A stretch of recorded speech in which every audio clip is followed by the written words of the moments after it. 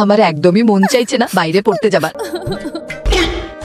এবার একা একা বাইরে থাকবো, 2-3টে বয়ফ্রেন্ড বানাবো, আর যাকে ইচ্ছা হবে তাকে গিলে খাবো। ওরে বাপরে বাপ, শালি তো 1 নম্বরের ওভার অ্যাক্টিং এর মা। বাপরে, কি ভেবে এসেছিলাম আর কি হয়ে গেলাম। এই ভাইয়ারা, চাচারা, দাদারা, একটা কিনলে একটা ফ্রি নিয়ে যান। এত সুন্দর হয়ে এসব করছো। কিছু নিতে হলে বল, না হলে এখান থেকে চলে যাও। তাহলে তুমি আমার সাথে বিয়ে করে নাও। আরে ওদিকে দেখো, পুলিশ। আরে পালাচ্ছিস কোথায়? শালা বদমাইশ লোক পিছে পড়ে গেছে, এই গাড়ির ভেতরে ঢুকে পড়ি। শুনুন না, ওই ছেলেটা আমার পেছনে লেগে গেছে, দয়া করে সাহায্য করুন। অবশ্যই করব, এই সাহায্য তুমি সারা জীবন মনে রাখবে। এই যে ধনী বাপের বেয়াদব ছেলে, তোকেও দেখে নেব। আরে বুড়ো, আমার পিছু ছেড়ে দে, না হলে আমি।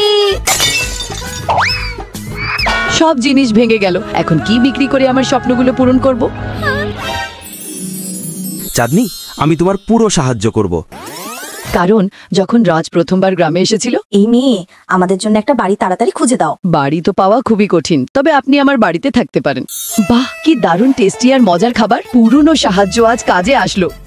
এটা কি, দোকানের সব কাপড় আমার জন্য এসেছে? যেটা তোমার ভালো লাগে সেটা তুমি পড়তে পারো। আসল মজা তো পরের পর্বে। এর জন্য লাইক করে চ্যানেলটি সাবস্ক্রাইব করে রাখুন।